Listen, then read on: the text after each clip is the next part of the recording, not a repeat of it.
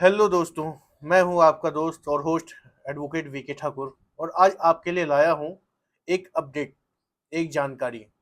और ये जानकारी है एक कंपनी और उनके एम्प्लॉय के बीच हुई लड़ाई के बारे में। तो चलिए हम आगे अपना सफ़र शुरू करते हैं।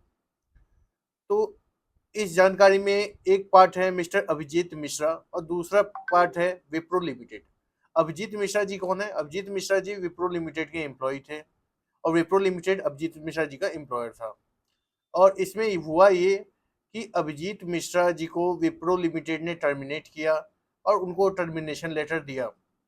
और टर्मिनेशन लेटर में उन्होंने कुछ ऐसी बातें लिखी जो शायद उन्हें नहीं लिखनी चाहिए थी, जिसके कारण अभिजीत मिश्रा जी चले गए दिल्ली हाई कोर्ट। और हाई कोर्ट ने विप्रो लिमिटेड के विरुद्ध फैसला सुनाया और विप्रो लिमिटेड के ऊपर 2 लाख रुपए का जुर्माना लगाया।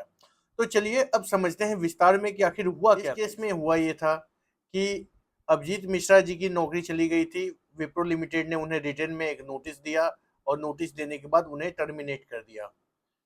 तो इसमें कानूनी राय ये है कि अगर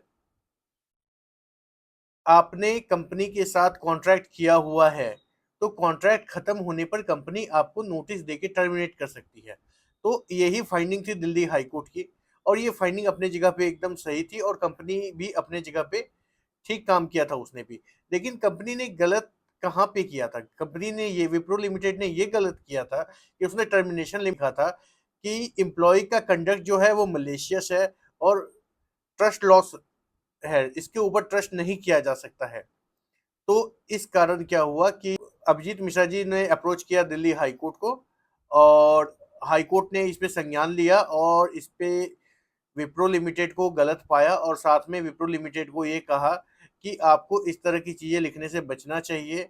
और इसमें अगर आप मेरी ओपिनियन लें तो मैं कहता हूँ कि इसमें अभिजीत मिश्रा जी के पास ये राइट है कि ये विप्रो लिमिटेड के अगेंस्ट में डिफेमेशन का केस फाइल कर सकते हैं, क्योंकि इन्होंने विप्रो लिमिटेड ने मलेशियस कंडक्ट का जो भी चार्ज लगाया था इसके ऊपर विप्रो लिमिटेड ने कोई इन्वेस्टिगेशन नहीं की थी। कोर्ट में उन्होंने कोई एविडेंस सबमिट नहीं किया था। तो जिसके कारण ये मलेशियस कंडक्ट लगाना जो है वो निराधार हो जाता है।